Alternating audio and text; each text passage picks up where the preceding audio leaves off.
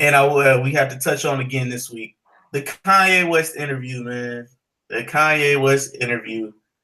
The interview with Charlamagne the God, I want to say first and foremost, was a great interview. It was a great look into his interviewing skills. For one, for two, it was a great study for me at least. And we're gonna start off with Corey. Go ahead, Corey. Let us know what's up with this interview, man. What you got for us? Kanye's crazy. Kanye's out of his damn mind. Only thing I agreed with him, even though it was bad timing to say it, like we said last time. Only thing I agreed with him was the fact that slavery was a choice. It wasn't a want. It wasn't something that they wanted, but it was a choice. Like I said, whether a good or a bad choice. Like I said, they may have made the wrong choice, but it was a choice. But other than that, just I can't co-sign the things with Trump. This is all for album sales. It's all for album sales. But he's giving us something to talk about. So you can't knock that. Get your money while you stir up a conversation, people to something for people to stew over. Everybody's talking about him. You've seen his name all over headlines. So he's got the press going. He knows exactly how to do that each and every time with these rants. But as far as he's trying to be accepted by something that will never accept him, in my eyes. Will never accept him. He can talk about all the love he wants to talk about. Think about how many leaders of the past have talked about love. They've shown love. He's talking about why don't we try something? The definition of insanity is doing the same thing over and again and expecting a different result. So why don't we try something new? When have we ever exhibited hate? We exhibit disdain for the situations, the stuff that we go through on the daily, that we see and that we've gone through in the past, and how it's affected this generation of today. But we've never shown hate. You don't see a bunch of us going out killing white folks and things like that. We say we don't agree with Trump. We don't like Trump. We don't rock with him because Trump does things. He sides with people. It's the people that he surrounds himself with and their history and what they're affiliated with. That speaks volumes. So, trying to talk to these people, Kanye's just going to end up just like everybody else. You saw him when they had that little co-op, that photo op, and, saying what's up to Trump. Trump wasn't. Just take a look at Trump's facial expressions. Usually 9 times out of 10, we're not damn psychic. We don't know what's going on through a person's head, but a person's face, their expressions tells a lot. And y'all know 9 times out of 10, you're right. Everything. Look at Donald Trump's face during that meet. Kanye's trying to get acceptance from everybody. He's blaming everybody for this and that. Just ranting. He's all over the place. He needs to get himself together. He needs to find himself. And but let me stop contradicting myself, because like we said, this is for an album. He's got an album coming out at the same time. Hey, now the TMZ interview was fucking hilarious. Oh, I fell out of my seat when I saw that whole thing. Hey, I was on opioids, y'all. I was on opioids. Y'all did this to me. Y'all called me fat. I got liposuction. I was on opioids. Now I'm on 7. Like, my nigga, what are you talking about? Yeah, man. No accountability, that's Kanye need to sit down, but whatever. Get your money, brother. Get your money, brother. Get your money. All right, Jameer, you up next. Yeah, the Kanye West. I just thought about all the people who are back then, all the ancestors, all our ancestors. Like you think they really was choosing that? I mean, I ain't never experienced what they experienced. I just try to put myself in their shoes and like, unless I mean, the only choice could be like, okay, am I going to let this man?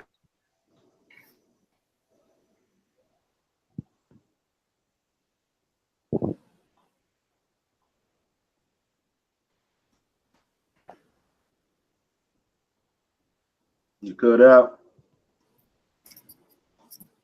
I think Randy must have cut out. Somebody's frozen.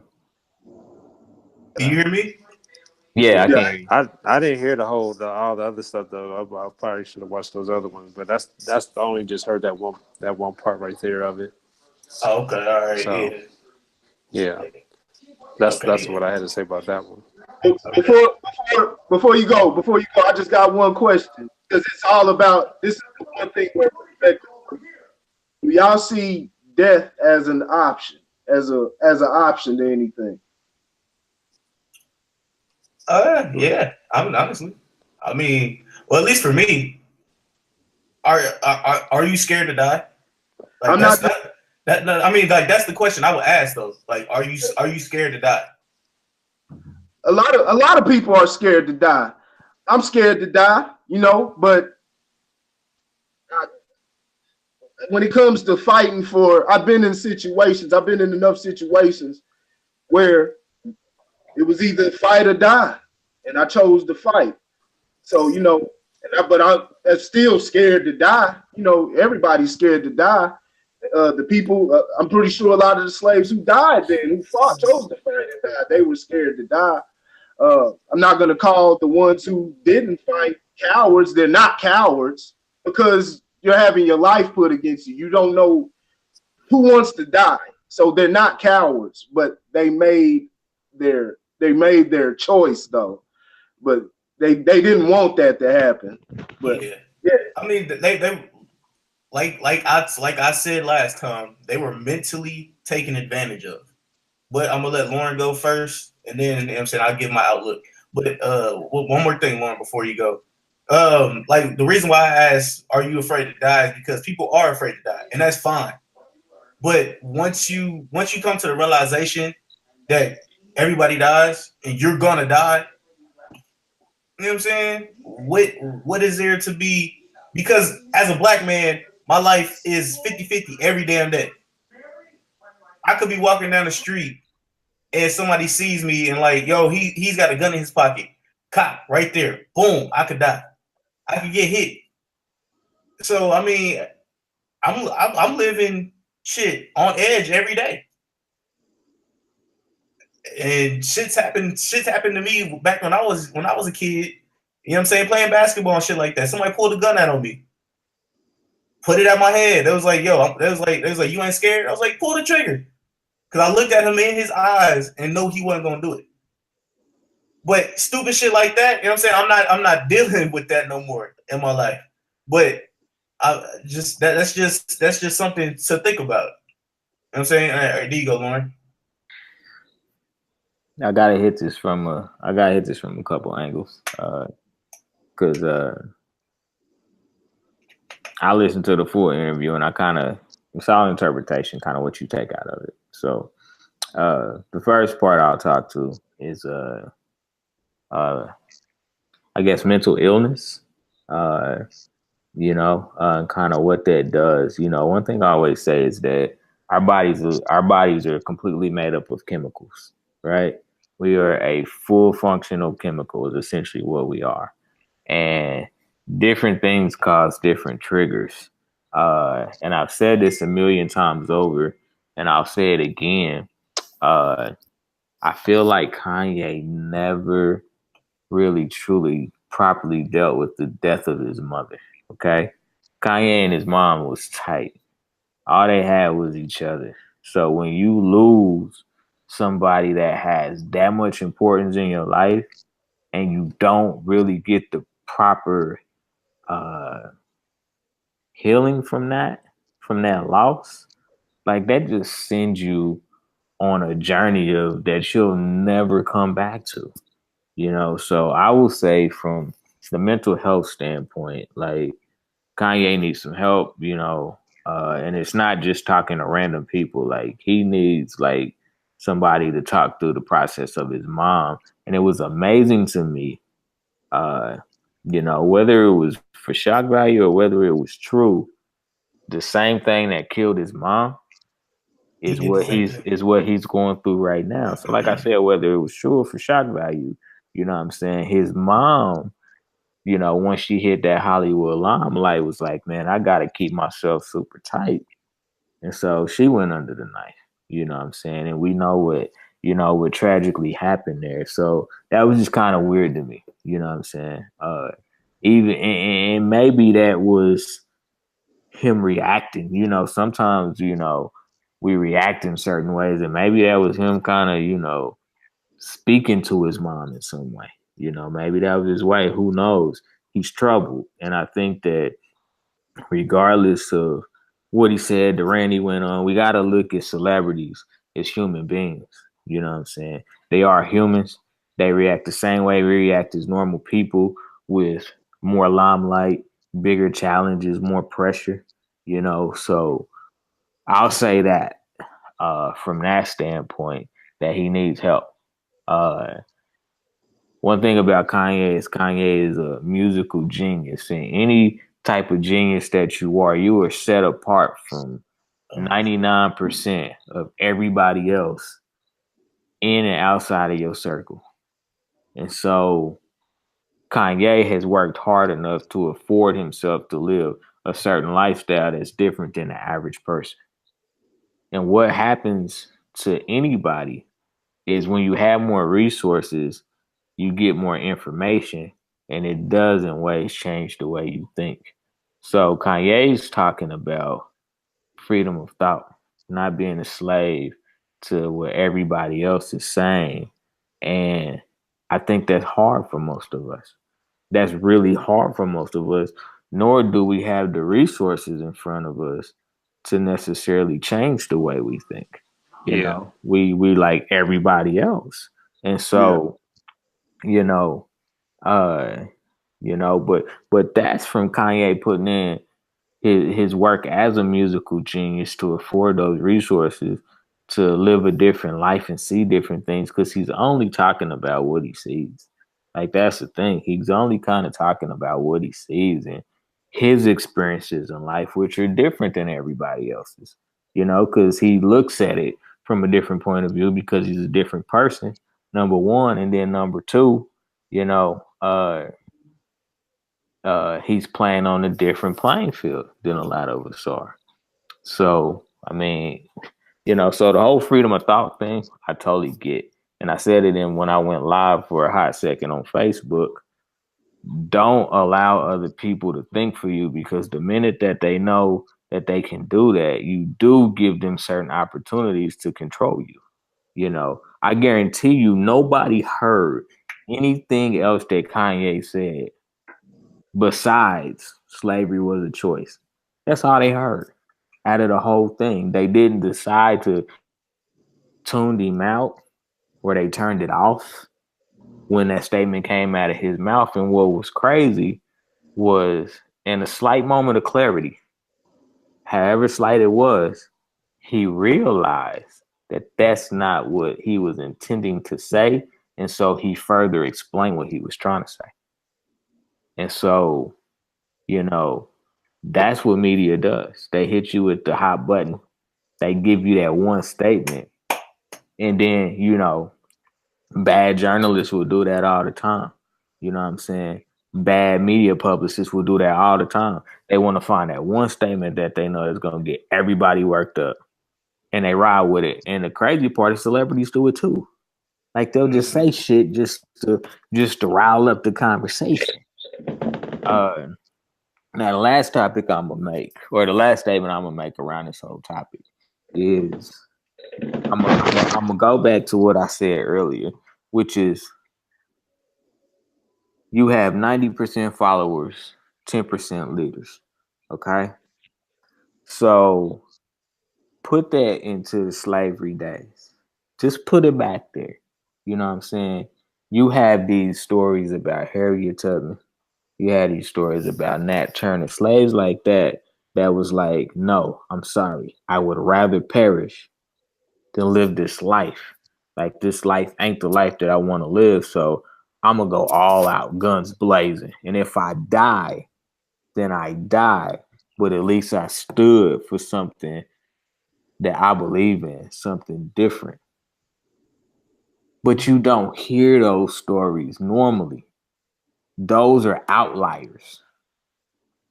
The other slaves, for whatever reason, whether it was lack of resources, lack of education, or just flat out fear, being afraid to die, was like, I can't do it. I want to fight, but I can't do it. Why? Because they were followers, not leaders. All the people that followed Nat Turner weren't leaders. They had secret meetings and he was getting people fired up. Harriet Tubman freed some slaves, but some others was too afraid to hit those underground railroads. Because if they got caught, they knew what was coming to them. Right. So, you know, again, the statement was a reckless statement. Because if I lived in slavery, how the hell am I supposed to know what I would do? I don't, because I wasn't there. So I can't sit here and say slaves was some punks and some pussies because they didn't fight. You know, maybe them fighting was just living so that as normal parents, their kids can have more than what they had. Maybe they was just being parents. You know what I'm saying? And saying, I want to be here for my kid.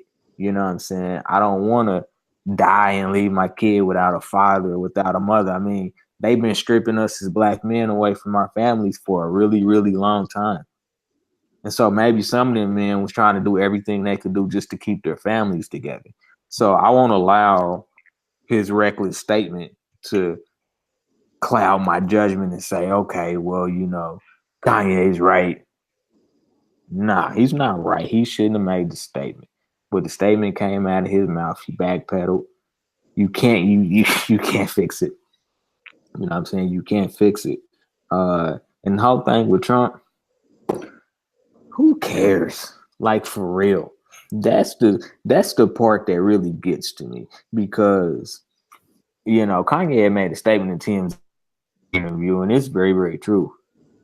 Rappers was glorifying Trump before Trump became president. That's very because true.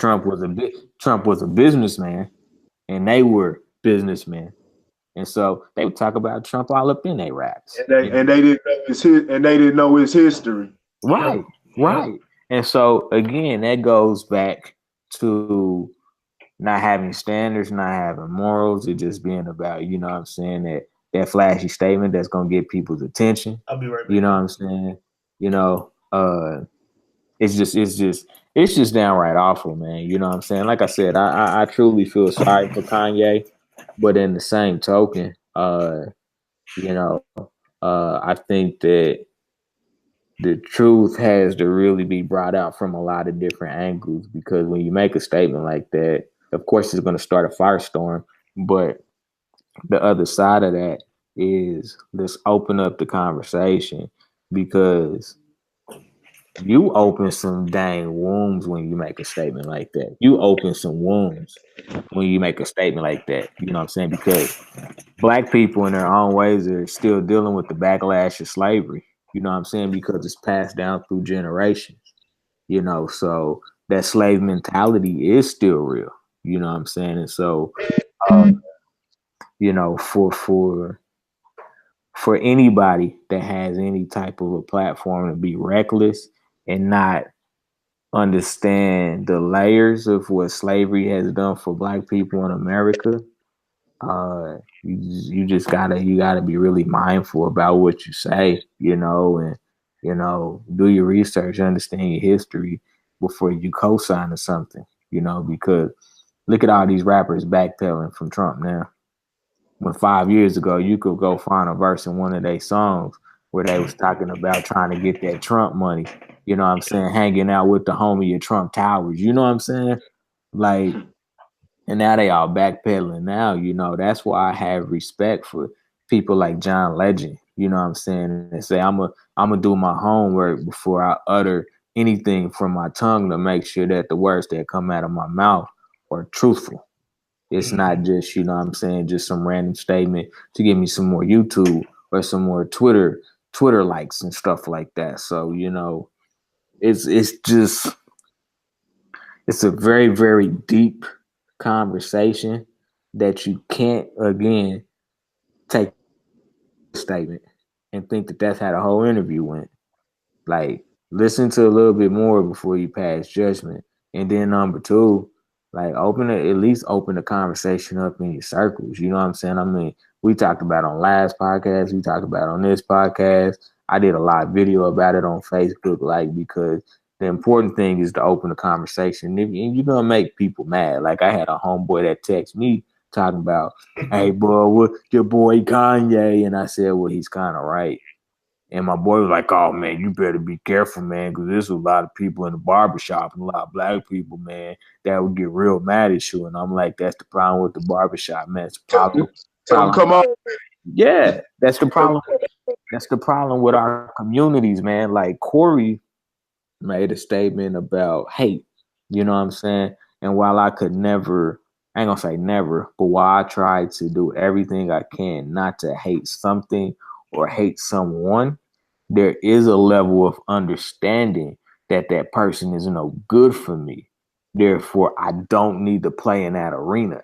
You know what I'm saying? You know, you could say, you know, you can love white people because you can. You know what I'm saying? God created all of us different, you know. But the truth of the matter is, some of them you can't play with. You know what I'm saying? You know, you can't go up to Trump and try to change Trump. You ain't changing him. Right. You know what I'm saying? He is who he is. So don't even try to bark up that tree. But empower people. That's the power of this. That's why empowerment is so important, because that's how you build allies. You empower people. You know what I'm saying? You make them feel like they're actually a part of something. And what a lot of the snakes do is they do that exact thing and they get you in. Then they flip the switch on you. Yeah. And that's why you gotta social. This is the internet. This is the one bad thing that's bad about the internet. Is people form opinions based off of somebody else's opinion. They don't do the work for themselves. They go find an article on Google and be like, that's facts. And I'm like, nah, that's not facts. Right. You know what I'm saying? Like, do your research. You know what I'm saying? Understand the intricate details of it, because some of the stuff that we still support as a community is scary, that it's destroying our communities and adding more layers that we have to fight through just to get a peace. Like, we don't understand that. Like, we over here fighting for a peace, and we allowing a lot of different things to come in and just make it harder for us to get that little bitty piece. Like I said, man, I wasn't mad at the Marcus Garveys when they was like, we got to build communities with our own resources. Marcus Garvey never said we will not deal with people of other colors. What he said is that we have to have it so that when they shut us out, that we still got to end. And we don't need their resources to survive. That's the difference. See, you get a lot of these black businessmen that say, I only mess with black people. And that's stupid. Yeah. Because you will not build strong communities, strong economic communities only dealing with black people, because sometimes we just too effing cheap. Right. That's for true. Our own good. But what we have to do is we have to say, let's get our money, funnel it back into our communities and educate. Like, I don't give a damn that any type of corporate entity does not want to finance the education of those that are underpoverished. That don't matter to me. They don't have to, but we have to. We have to begin to understand that our children are important. You know what I'm saying? Our offspring, our neighbors, they're important. And I guarantee you, if you just educate these kids, they will set the world on fire. On fire. Because they have the knowledge and the resources. That's all you got to give them. Knowledge and resources. And if we do those two things, that's when we start creating change and not letting them scare us. Because they'll try to scare us. We're going to come in there and destroy everything. Make it to where they can't destroy it. And the way they can destroy it is if you put it in people. You put it in people and you can't destroy it. But the minute that you try to make it tangible, where all it is tangible, it's over. It's over. I'm sorry, man. I could go on and on, man. But this is, yeah. Oh no, you good, man. You good. Yeah, like I actually love what you said. That shit, planting that seed. That's all we're here for, honestly.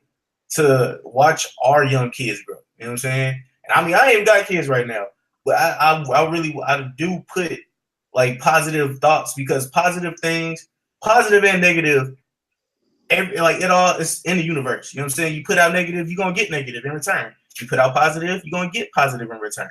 So I mean, that's all I'm trying to do is put out like positivity to kids.